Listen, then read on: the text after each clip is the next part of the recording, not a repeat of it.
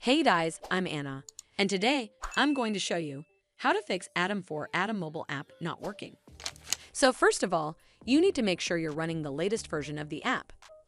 Open up App Store on your device, and then tap on this search icon in the bottom right corner. Then search for the app, and if you see this update button right next to the app name, simply tap on it to make sure you're running the latest version of the app. But if you still encounter this issue, then you need to clear App Cache.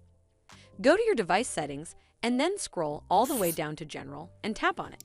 Then tap on iPhone Storage. From here, search for the app and then tap on it. Once you're on this screen, you need to tap on Offload App. Tap again to confirm. It'll take a bit for processing, and then a Reinstall button will show up. Simply tap on it to reinstall the app.